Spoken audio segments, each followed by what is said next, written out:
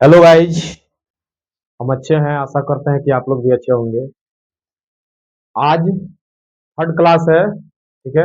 और first class और second class में हम लोग नाइन्थ क्लास के फर्स्ट क्लास और सेकंड क्लास में हम लोग कॉन्सेप्ट पे चर्चा किए थे। और आज हम लोग प्रश्नावली पे चर्चा करेंगे। प्रश्नावली 1.1 के सभी क्वेश्चनों को बारी बारी से देखेंगे, एक एक करके उसको समझेंगे, क्वेश्चन क्या कर रहा है, उसको सॉल्व कैसे करें, ठीक है।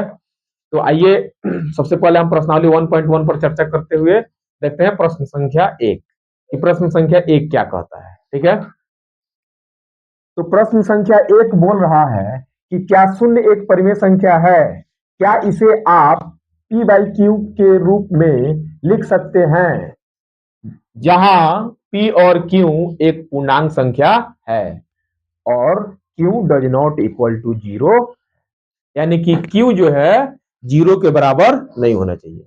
तो कॉन्सेप्ट क्लास जब हम बताए थे तो उसमें बताए थे कि शून्य परिमेय संख्या होता है, हम बताए थे, वहां भी समझाए थे और यहां भी हम बता देते हैं। इसका जवाब क्या होगा, हल में हम लिखेंगे इसका जवाब हाँ। क्या लिखेंगे? हाँ, शून्य परिमेय संख्या है। क्योंकि वहां हम जब पढ़ा रहे थे कॉन्सेप्ट क्लास में, फर्स्ट वीडियो आप लोग जाके देखेंगे तो वहां पे आप लोग को पता चलेगा। कॉन्सेप्ट क्लास में ही हम बताए हैं कि शून्य परिमेय संख्या होता है, ठीक है। सबको डाउट क्लियर है? शून्य एक परिमेय संख्या होता है क्योंकि किसी भी संख्या में, किसी भी संख्या जैसे मान करके चलिए कि अगर 0/3 लिखे या 0/4 लिखे या 0/6 लिखे या 0/9 लिखे या 0/100 लिखे या 0/1,00,000 लिख दें या 0 आप 5,000 लिख दीजिए, सबका मान क्या आएगा? जीरो के बराबर आएगा। बात समझ रहे हैं? यानी कि जीरो के नीचे में, यहाँ पे देखिए, जहां पी और क्यू पूर्णांक है, बात सही है, और q does not equal to zero, यानी कि ऊपर का मान जो होता है ये पी होता है और नीचे का मान क्यू। यानी कि आप ऊपर तो नहीं बोला गया है, ऊपर में शून्य हो सकता है लेकिन नीचे क्यू का मान जीरो नहीं होना चाहिए। कहीं भी हम जीरो लिखे हैं क्या? नहीं। और सब पी बाई क्यू के रूप में है ना, यानी कि शून्य जो है ये परिमेय संख्या होता है और इसे हम p बाई क्यू के रूप में लिख सकते हैं और इतना संख्या हमने लिख दिया है। इस तरह से आप अनगिनत, इतना ही नहीं, आपकी मर्जी, सिर्फ शून्य ऊपर लिखिए, नीचे कुछ भी हर में डालते चले जाइए, आपकी मर्जी, लिखते लिखते थक जाइएगा लेकिन ये संख्याएं खत्म होने वाली नहीं है, ठीक है। इस तरह के उदाहरण आप बहुत लिख सकते हैं, इस तरह का उदाहरण बहुत लिख सकते हैं, ठीक है। यानी कि अगर कोई पूछे कि शून्य परिमेय संख्या है तो हम क्या कहेंगे? हाँ, शून्य परिमेय संख्या है, ठीक है। इसमें कोई डाउट नहीं है क्योंकि कॉन्सेप्ट क्लास जब हम पढ़ाए हैं फर्स्ट क्लास में ही हम बता चुके हैं, ठीक है, कि शून्य परिमेय संख्या होता है और शून्य को हम पी बाई क्यू के रूप में लिख सकते हैं, ठीक है। अतः यहां पे हम क्या बोल सकते हैं इसके बारे में? अतः शून्य एक परिमेय संख्या होती है क्योंकि इसे हम पी बाई क्यू के रूप में लिख सकते हैं, क्योंकि इसे हम पी बाई क्यू के रूप में लिख सकते हैं। कोई डाउट? किसी को किसी तरह का कोई भी दिक्कत नहीं है, किसी को कहीं भी कोई भी दिक्कत नहीं है। अब देखिए एक बात और समझ लीजिए, यहाँ पे तो हम जीरो के नीचे सब संख्याएं, जितने भी संख्याएं लिखे हैं सब प्लस में है ना, आप माइनस में भी लिख सकते हैं, कोई दिक्कत नहीं है। -5, -3, -4, -6 मैंने 0/0/-6, 0/-9, 0/-100, इस तरह भी लिख दीजिएगा, वो भी परिमेय संख्या, कोई दिक्कत नहीं है।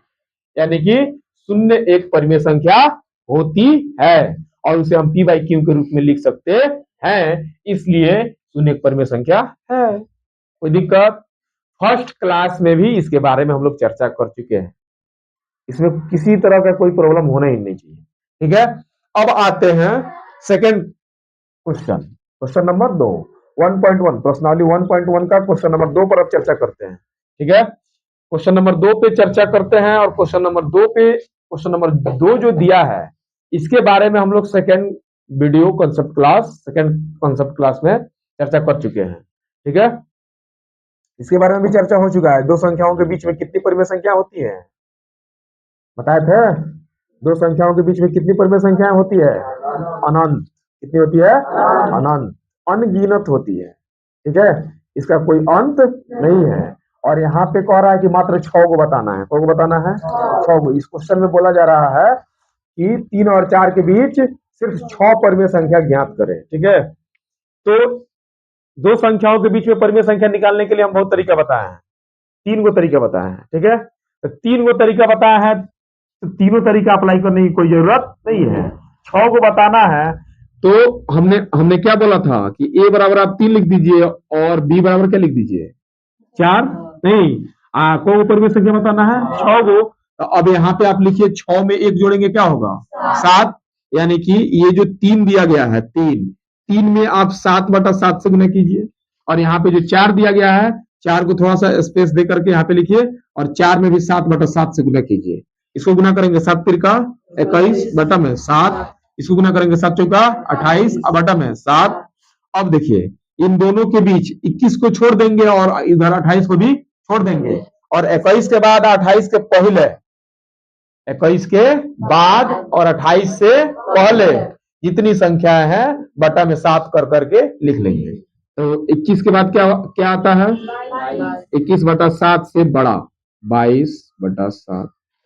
इसके बाद 23/7, उसके बाद 7, उसके बाद 27/7, इसके बाद 28/7। देखिए इनके बीच 3 और 4 के बीच, 3 और 4 के बीच देखो इतना परिमेय संख्या निकल करके आ गया। गिनिए तो 1 2 3 4 5 6 को पूछा था, 6 को लिख दिए और सब पी बाई क्यू के रूप में है। यही हमारा क्या हो गया, ज्यादा इधर उधर जाने की कोई जरूरत नहीं है।